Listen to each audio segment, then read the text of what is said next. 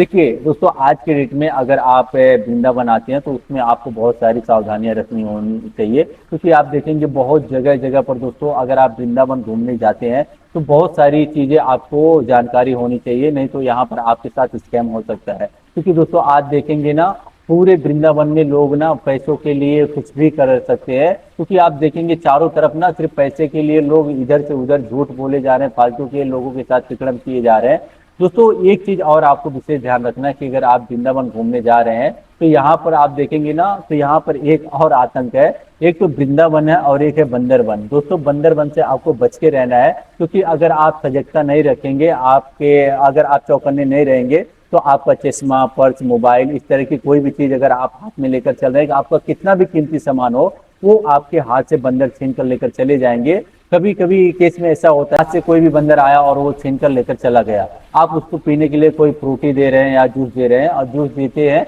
और वो लेकर जाता है, लेकिन कभी कभी ऐसा होता है ऐसे सिचुएशन में कि वो आपसे सामान भी ले लेता है, लेकिन आपका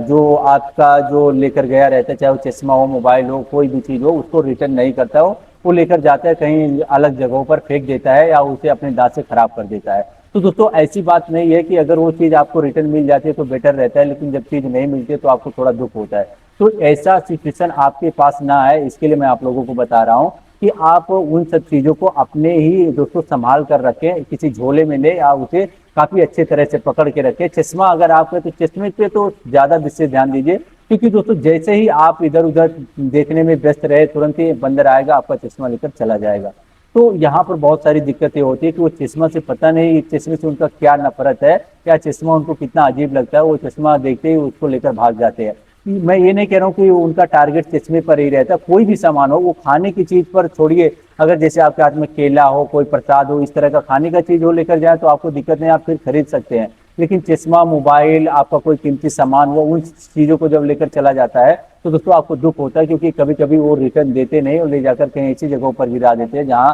आपका पहुंच पाना नामुमकिन है।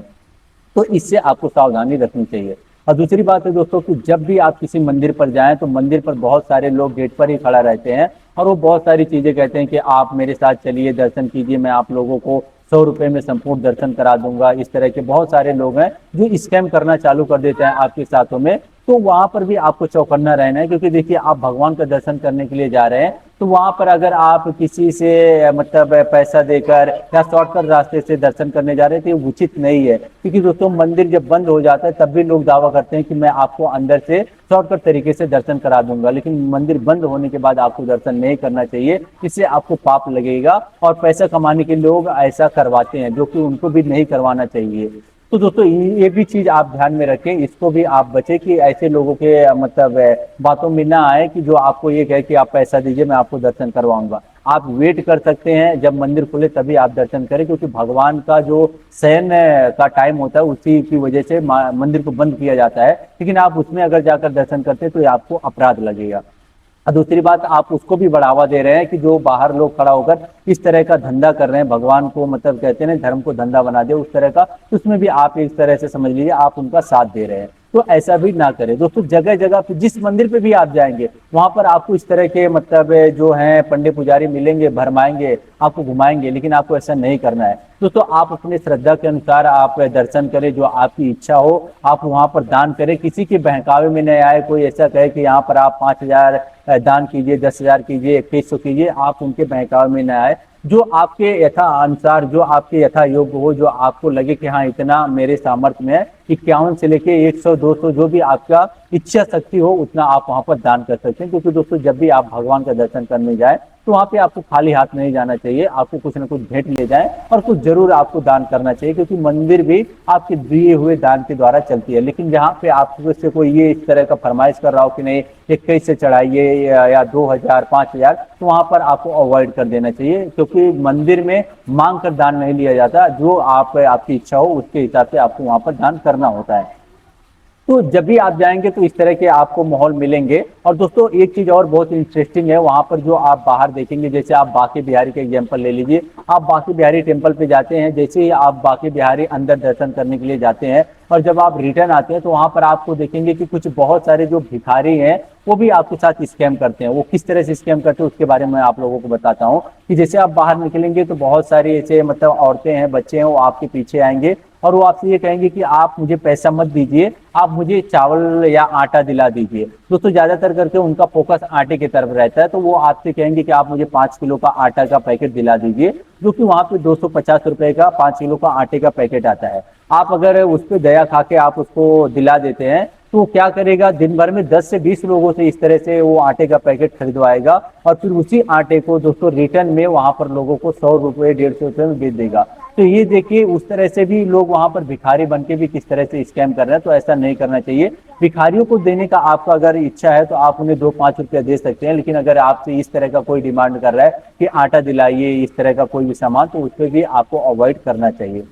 क्योंकि ये भी उन लोगों ने एक बहुत ही बेकार का धंधा बना दिया है। और आप देखेंगे ना जगह जगह पर, जैसे आप वृंदावन से उतरते हैं, जैसे आप नीचे उतरेंगे तो वहां पर आपको बहुत सारे ऐसे दलाल मिल जाएंगे जो आपको कहेंगे आपको सस्ते में रूम दिलवा दूं, जो वो सब कमीशन बाई रहते हैं। यानी आप देखेंगे ना हमारे लिए, जैसे आप वहां पर जाते हैं हमारे लिए तो श्रद्धा की बात हो जाती है, लेकिन जो वहां पर है ना वो टोटली धंधे के ऊपर उतारो, और वो धंधे के निष्पक्ष में आपसे कुछ भी मतलब कितना भी, जैसे आप यहाँ से वहां जाने का अगर रिक्शे वाले की बात की जाए 10 रुपया होता है तो सीधा आपसे 30 रुपया बोलेगा। तो यानी आप अगर सतर्कता से नहीं रहेंगे तो ये समझ लीजिए आपको लूट लेंगे। तो आपको बहुत ही सतर्कता से वहां पे रहना है, क्योंकि दोस्तों जब भी, और अगर आप ग्रुप में होते हैं तो आपके लिए काफी बेटर है, कहीं मतलब ट्रैवल का ही सहारा लेना पड़ेगा। तो वहां पर आप देखेंगे एक जगह से दूसरी जगह जाने में जहां 10 रुपए का भाड़ा होता है वहां पर टैक्सी वाले रिक्शा वाले आपको सीधा 30 रुपया बोलेंगे। तो अगर आप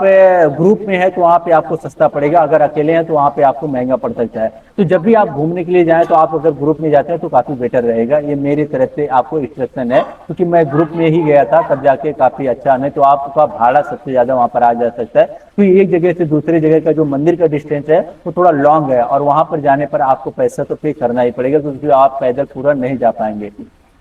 और दोस्तों जो रूम की बात है, जो आप रेंट पे जहाँ पे रहने वाले हैं वहां पर भी आपको काफी सावधानी रखनी चाहिए, क्योंकि वहां पर देखेंगे जो चीज जो रूम आपको 200-250 में मिलेगा उसका भी लोग 500 सीधा बोलते हैं। तो वहां पर जब 500 रुपए में आप बुक कर भी लेते हैं ना, तो भी उस तरह का आपको मतलब जो फील होना चाहिए वो आपको नहीं मिलता है। अगर मान लिया आपने 500 रुपए का रूम लिया, लेकिन बाद में आपको पता चला कि ऐसा रूम आपको तो 250 रुपए में ही मिलने वाला था, तो आपको बहुत ही दुख होगा। तो पहले आप जब भी कोई कमीशन वाला आया कोई रूम के लिए आपसे बोलता है तो पहले आप उस रूम को जाकर देखें, एक जगह देखिए, अगर वहां नहीं पसंद आता दूसरी जगह जाइए, क्योंकि वहां पर आप जगह जगह पर लोग आपसे यही पूछेंगे। जैसे आपको देखेंगे कि ये नए कस्टमर हैं तो आपके पास आ जाएंगे कि मैं आपको रूम दिला दूंगा, अच्छा दिला दूंगा, कम पैसे में दिला दूंगा। तो आप सिर्फ एक जगह ना जाएं, 2 से 3 जगह जाएं और वहां पर देखें कि आपको किस तरह की फैसिलिटी दी जा रही है, कितने पैसे में। तो आप उस तरह से चेक करके आप इस तरह का आप रूम ले सकते हैं।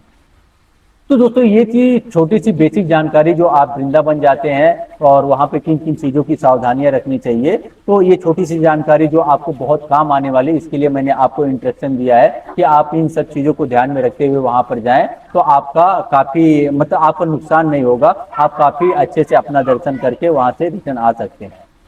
तो और भी दोस्तों बहुत सारी जानकारियां जो मैं आप लोगों को अगले वीडियो में बताऊंगा। तो ये थी आज की जानकारी जो वृंदावन के थ्रू मैंने आप लोगों को दिया, मेरा खुद का अनुभव है। आप पहली बार वृंदावन जा रहे हैं तो ये वीडियो आपके लिए काफी यूजफुल होने वाला है, क्योंकि अगर आपको मैंने इसमें सारे इंस्ट्रक्शन दे दिए हैं जो आपके साथ आगे चलकर वहां पर कोई स्कैम ना होने पाए और आप इससे सतर्क रहें।